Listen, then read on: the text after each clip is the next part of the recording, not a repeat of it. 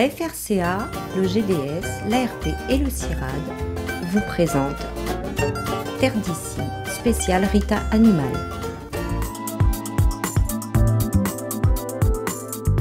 Après 4 années d'absence, principalement à cause du Covid, les rencontres agrofertiles juniors font leur grand retour sur le site du lycée agricole de Saint-Joseph.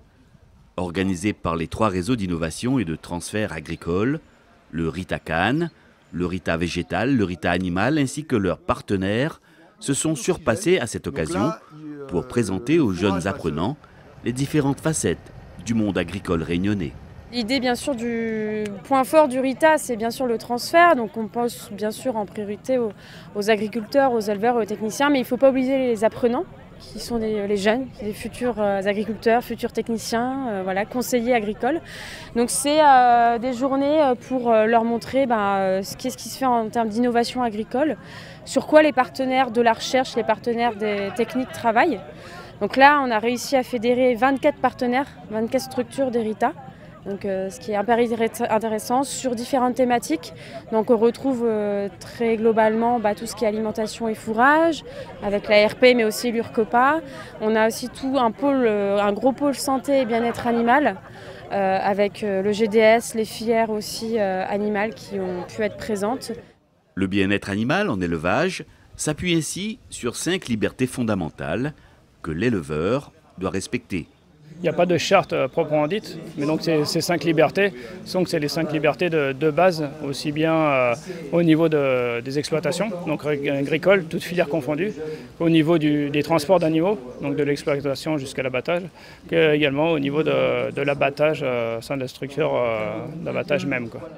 La CPLR, la coopérative des producteurs de lapins de La Réunion, expérimente ainsi depuis cette année un nouveau dispositif d'élevage qui prend en compte le bien-être animal.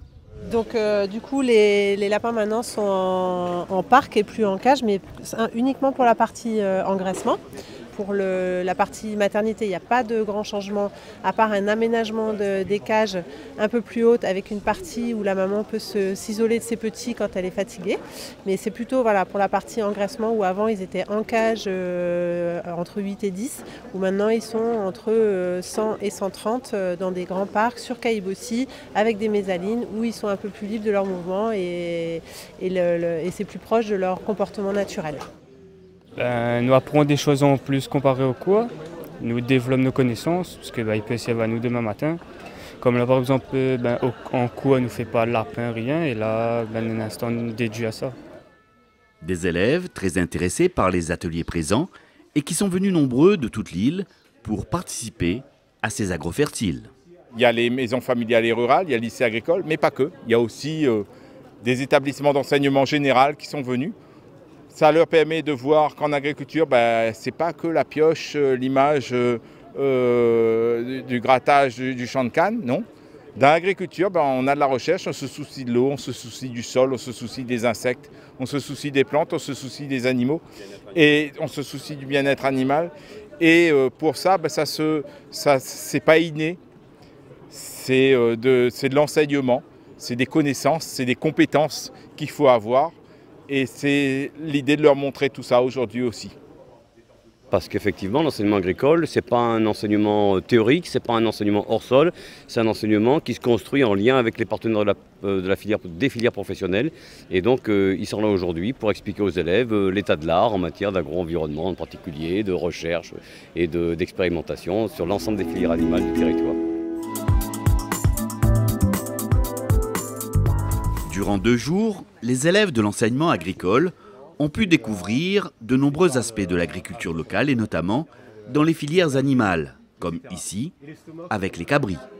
Ici, cet atelier fait partie de notre atelier, de notre suivi du coup. Et là, aujourd'hui, on est venu pour les journées agrofertiles présenter notre travail aux jeunes. Donc en fait le travail qui porte sur le suivi, ce qu'on appelle un suivi technique et économique, donc en fait de plusieurs années suivies.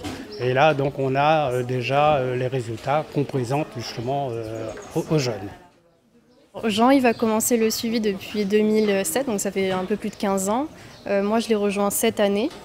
et notamment pour intégrer des données un peu plus races locales dans le suivi technico-économique, donc pour avoir une approche un peu plus agroécologique de ces systèmes caprins, avoir des systèmes, s'intéresser à des systèmes qui sont un peu plus résilients, qui peuvent exploiter des ressources locales.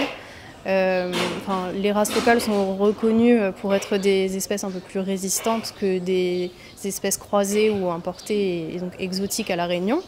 Et donc l'idée, c'est de voir un peu les différences qui peuvent exister entre ces races locales et les races plus conventionnelles. Des chèvres aux vaches laitières, il n'y a qu'un pas. Cet atelier, installé dans l'étable, présente aux élèves quelques-uns des ravageurs des cheptels. On présente ici sur le stand les tiques et les stomox, qui sont des arthropodes vecteurs qui transmettent des maladies donc, aux petits ruminants et aux grands ruminants.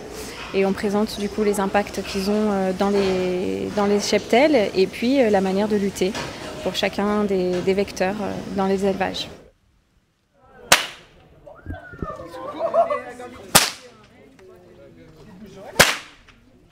Le chabouk te sonne bien, mais ça c'était pourquoi ça alors? Ça c'est juste une petite démonstration. Comment tu fais péter le sabouk.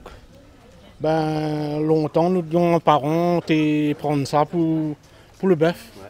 Voilà. Donc c'était le bœuf il entend ça, Ah oui, le bœuf il entend ça, il monte, il écoute. Voilà. Et d'ailleurs quand on cause avec le bon grand monde qui fabrique ça, on a un bois spécial pour utiliser pour le manger. On a une peau de vache d'une certaine couleur spéciale pour faire ça. Et le troisième élément, du coup, la mèche en choca, c'est une autre technique encore aussi. Alors, rien que dans un seul instrument, on a toutes les histoires à dire.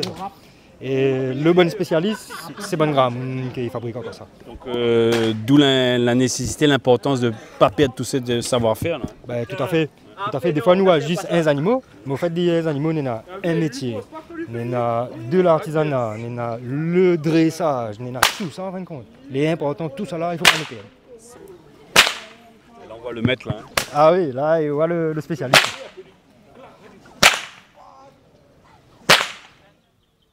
Je peux représenter un danger sur la génétique de notre abeille endémique. En gros, ce que tu dois trouver, c'est un danger pour notre abeille réunionnaise.